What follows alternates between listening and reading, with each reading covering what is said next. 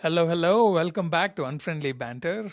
We are here right after the Arsenal Chelsea game, if you can call that a game at all. And I'm if you here notice, with it is just two. The Arsenal representative is not here. Not because there's something controversial, or maybe it's because something controversial. We can just speculate. I mean if I was an Arsenal fan, I would have been like completely ashamed of what happened in that game anyway. It's good that they won the game, but anyway, we are here to discuss the title race of Premier League, and the top 4 is getting tight right now. Yes. And then the Champions League draw that happened over the right before the weekend. Looking forward to all this stuff. Let's jump in without wasting any time, and let's start with the debacle of a game, an insult to Wait. Premier League. No. Wait. Don't wait. First of all, before going, let's start with educating audience who may be new. This is still football. We are still talking of football. This is not wrestling game. This is not what you call rugby or anything. We are still with football. So I think that needs to be said first. But go ahead, Yes. Pushya. What we did watch was Premier League soccer. I'll be a very poor representation of it, I want to say, but at least it's actually a proper representation of this season, at least how the games went on about for the top 6 in Premier League. But anyway, you could just stop the game and just give them 5 set pieces each and just do whatever you want to do in those 5 set pieces and just call it a game. That's all that game had. And maybe some interesting aspect of it is Pedro Neto being an absolute idiot and getting himself sent off for 2 avoidable yellow cards altogether, and then the ref stopping the game twice when Arsenal were on the counter, where they could have actually scored the goal. I would have liked that because there was a goal that is from the open play. Yeah. I didn't know what is the point of the ref in this game. Like, why was he there? Like, what was he trying to do? But I like this new thing that you said. So maybe for Premier League top 6, before they start, they can do like, hey, we have 2 options for you. Either you can play a game, either you can play 5 set pieces together. You decide, and then we'll figure it out. Yes. You decide. You win the toss. You either get a corner or a free kick wherever you want. That's all. Decide. But yeah, about the game, yeah, let's break down the game, the teams, the lineups. I don't know what happened to Odegaard. Like I don't. Yeah, I don't see know him. either. Maybe Yeah, Shravan would have had some idea, but I have no idea what happened to Odegaard. Fully expecting him to start the game, yeah, but I didn't it is see not. him in it. But I guess we can ask Twitter what happened. But let's see. Anyway, no Odegaard was a surprise because I don't think there was any news leading up to it. So then Eze took on the number 10, right? On the Chelsea side, I haven't been following their injuries that much. So I don't know if this team was expected, but I guess they put out their best team forward. I thought Esteva was a miss with his Good. pace and all of this thing. Yeah. He could have added more to the chaos that was already in the game. I think the game started off with everything that you didn't probably want in the game. I don't know if I can say that this was 2 teams playing with the intensity, or maybe intensity in the wrong direction. Like both teams went like at each other, end to end stuff. And then I think the game really came to life with the first corner or second corner from Arsenal. Do you want to break down that corner like bit by bit, or do you like Dude. where you start and then I will go. An overview of this game. It was entertaining for all the wrong reasons. It was only entertaining purely because the ridiculousness that happens inside the set pieces and the horrible ref calls and the idiotic yellow card they've gotten. So it is only entertaining for that. The end-to-end nonsense happened purely because their touches were poor, passes were poor, slipping all over the place. I don't know what's happening with Emirates today. I didn't see any puddles of water, but everybody was slipping, not just Chelsea players or one side or something like that. Everybody was slipping. And then this idiot Sanchez in keeper. You can't kick a ball, you can't pass a ball. I'm glad that at least he has one good save in there from that shot towards the end of the game. But oh my god, bro, so you're clueless while there is a corner, you're clueless when the defenders are giving you the ball. Full game he was a liability. And the worst part is Arsenal didn't even test him. Trossard wouldn't press him. Gyökeres wouldn't press him. He's an obvious liability. Eze with his random Eze is outside the box pressing anyway. But so I think coming sorry, to that corner, right? So how Rice escapes with 2 fouls on the same play while literally having a chokehold on this guy and elbowing the ball. I'm still talking of the Arsenal goal, the Arsenal corner. Okay. Even Arsenal corner, like Gabriel drags James down while holding his t-shirt. You can literally see him like grab his arm, pull him down, make him this thing, jump on him and take the header, and then it goes inside, and I'm like, football? Worst kind of it, bro. Yeah. Worst kind of it. I mean, I was so excited because Saka versus Palmer was there. That's a thing. And both defenses, I was like, I didn't expect like anything crazy from Chelsea per se, but I thought that this would be, because it's a derby, there'll be like a little bit more physicality to it. Caicedo went in like reckless for a couple of times, but Arsenal didn't bother putting any tackles at all anyway. Also, to add the fact that this was an important game for both of them. Like Arsenal in the title race, Chelsea in the top four. First off, I'm seeing the stats again. Just wanted to like reconfirm. Chelsea had no shots on target, like zero. And this is, you're talking of a $1.5 billion Chelsea team that is in there.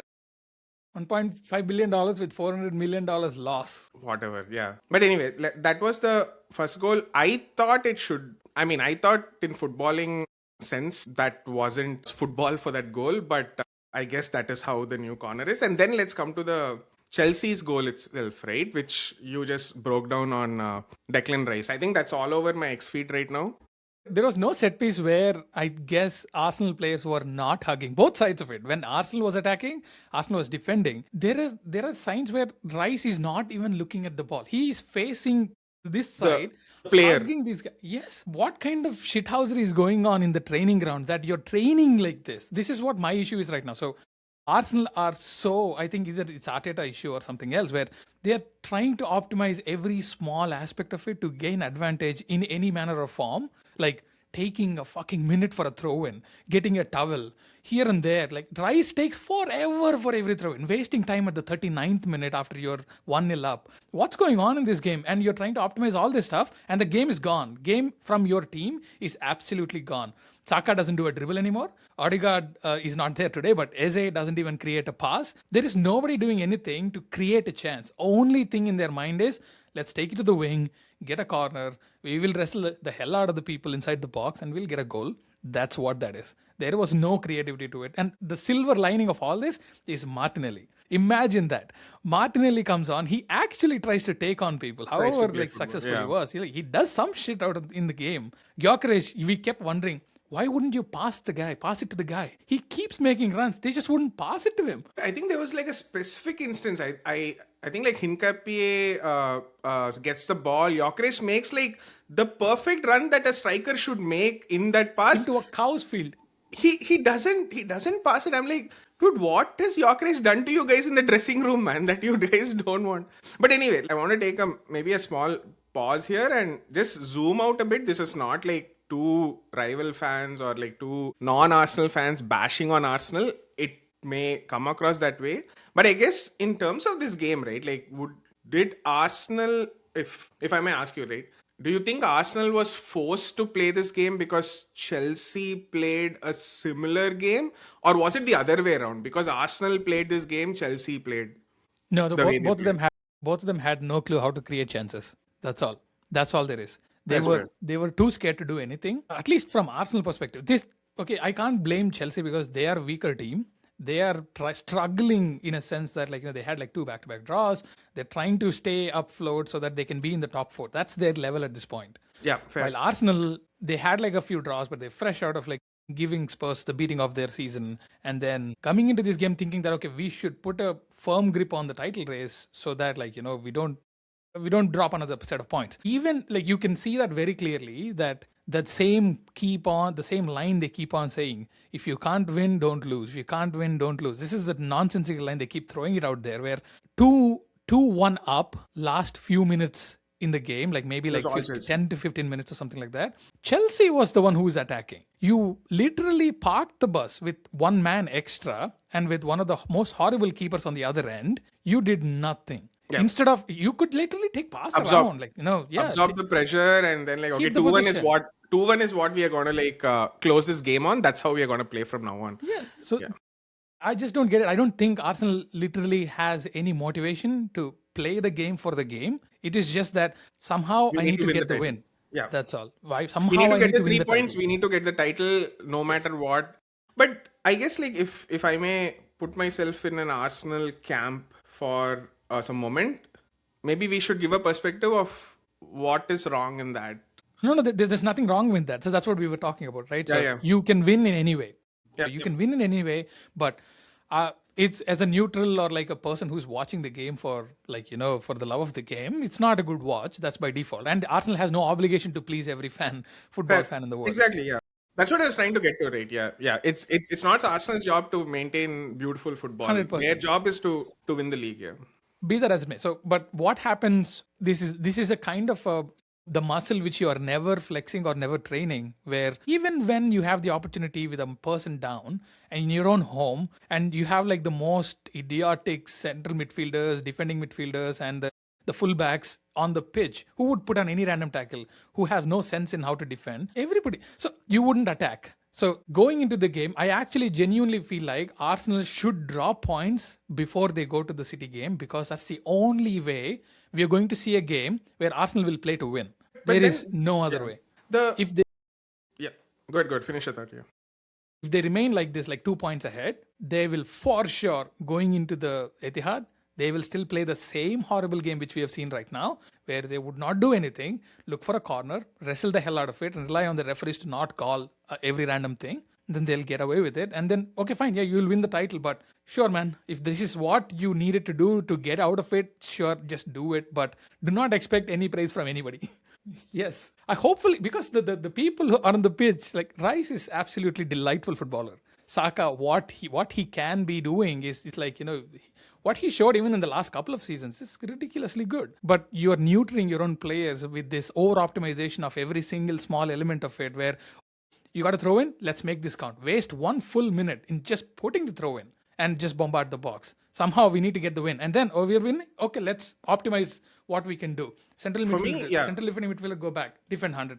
Yes. For me, the counterpoint to like this brand of football is the title race is closer now, right? Like it is in either team's hand. There will definitely be, and I think in the next 9 games for Arsenal and the next 10 games for Man City, where Arsenal may find themselves down and they may have to dig themselves out of it. That needs like football, as in, what I mean by that is that needs players to then start playing the link up games, finding the attacking passes, the runs, etc. If say Arsenal go down in any game, home or away, right? This brand of football may be hurting them in the next 9 games. It could well see them through. I don't know, but there could also be an argument made that say you go to a Champions League, etc. Right? It's not like you play Premier League this way. You go to Champions League, you can immediately switch and you can immediately click. That is something that I would be slightly like worried about if I am in the Arsenal as a camp, as a someone who wants to see Arsenal do well, right? What do you think of that? Yeah, I think we don't even have to go that far thinking about Champions League. Even just look at this season, they could have been 11 points ahead. They kept dropping points because they were not sure about themselves. They kept dropping points because instead of attacking, they just kept soaking in pressure, and they would concede in the last minute. So I'm not saying that you should be all this gung-ho Barcelona football, okay? So there is a different way of playing. There are different kinds of identities. But I do not see there is a middle ground somewhere where Barca plays versus Arsenal plays. Like, So Arsenal is almost at the extreme always. Like Arsenal is either they play like awesome football or they play this style. That's it. I don't know. It is natural that you will probably have one of these Champions luck game where sometimes you just win even though you were bad that game.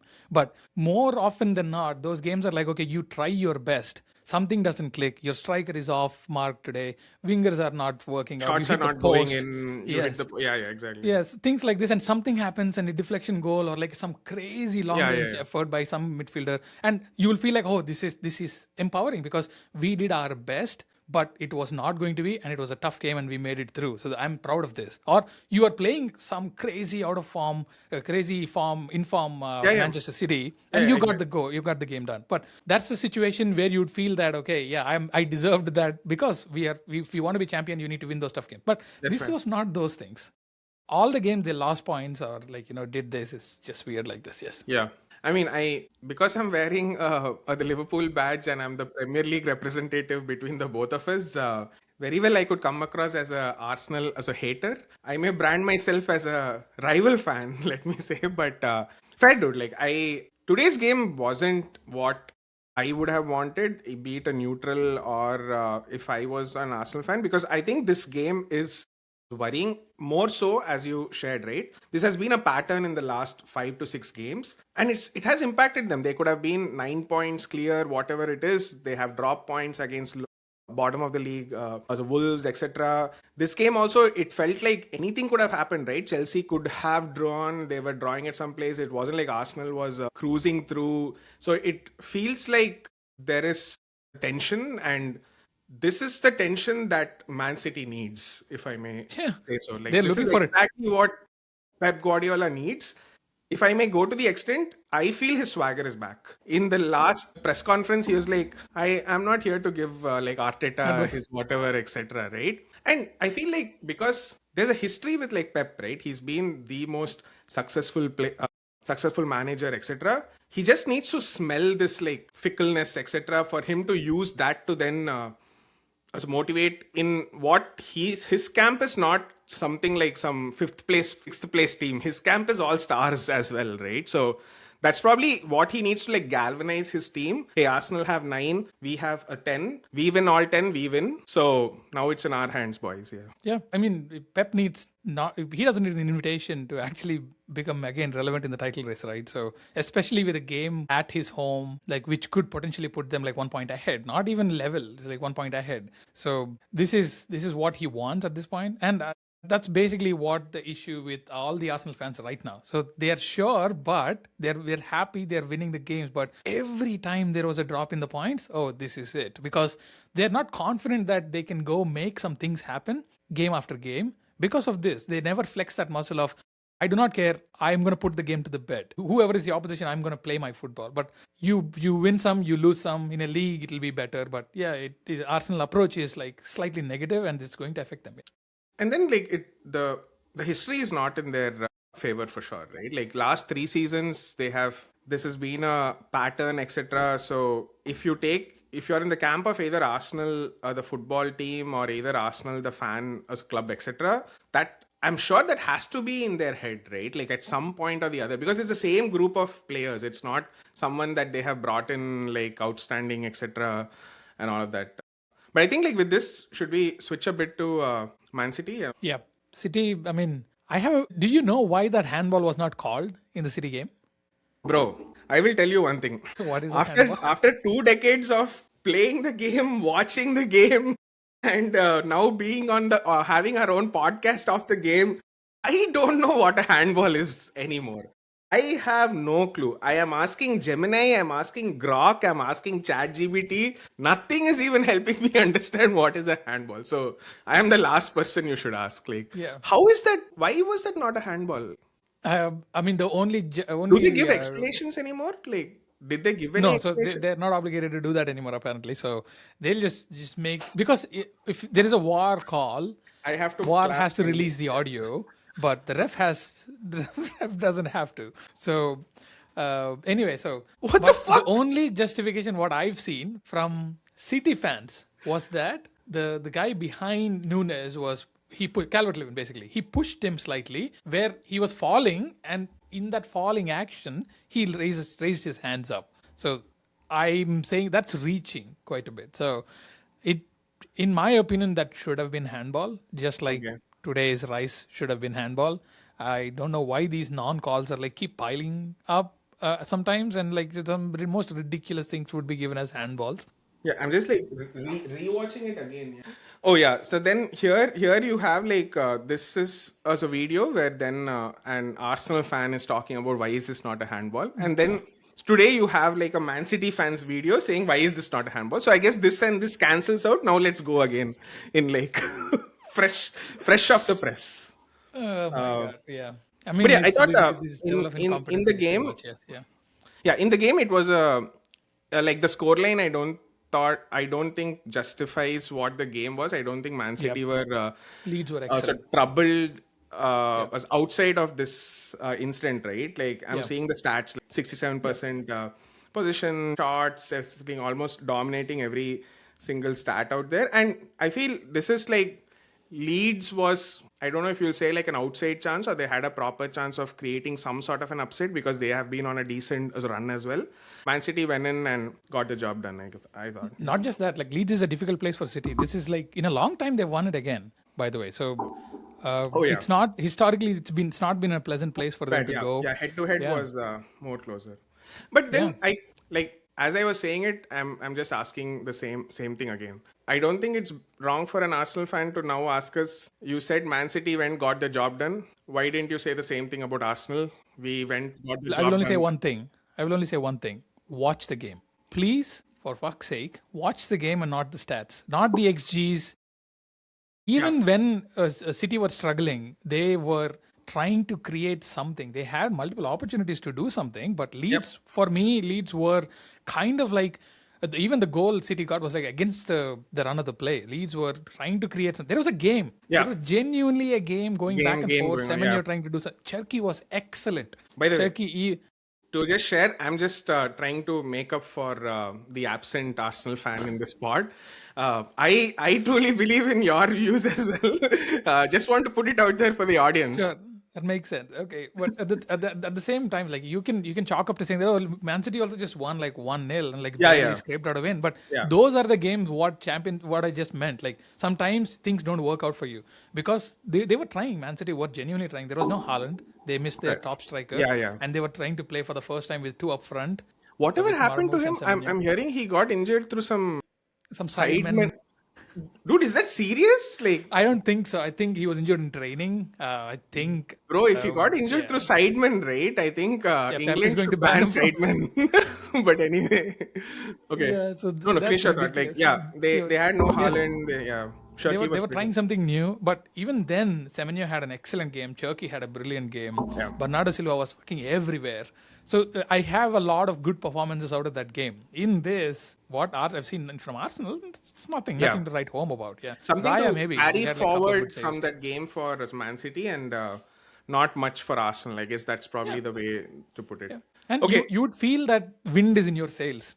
Like if you're a Man City fan, coming out of that place after a long time, getting a win and a win while like despite not being convincing, you got a good goal, you held back, and you got a very good call from the referee. So you will feel that okay, things are in our favor again. So it's Yeah. a good thing. While Arsenal may come out of this thinking that what the fuck are we doing? We can't create for Dick. I don't Nothing. think so, bro. I don't think Arsenal come out of this thinking what the fuck we are doing. I think Arsenal come out of this thing. This is exactly what the fuck we wanted to do. We got it done. So now let's keep doing more of it. I mean, if that's what it takes for them to win the title, just let it be because like it's been Yeah. too long for them. Give I it to think them, they, yeah. you know, yeah, it's okay. Bro, but I think like I'm trying to put myself in the shoes of the referee, man. Like literally, like the referee on the pitch, the referee in the sidelines, the referee in war room. I cannot understand how they let this go. Like, okay, VAR can intervene, VAR cannot leave that. As a referee, when you're seeing this happening in the in the corner, I would think you blow the whistle and say, guys, foul this way or whatever. But what is this incompetence of like, okay, this is happening right in front of me. Let it go. Okay, goal. How are they even processing this? I don't understand. I think we are too far deep into this situation where the referees have not called for this physicality inside the box in the name of like, okay, letting it be, letting the game be. And the minute you start calling one or two games, Yeah. they will everybody else who have not gotten the call before, they'll be like, oh, 29 some subjective games you referee didn't- right yeah, now. 29 Yes. games you didn't do. Why are you doing this now? Yeah. Yeah, But you then that's can't crazy. immediately. Yeah, of course, like two wrongs don't make it right. It's unbelievable, man.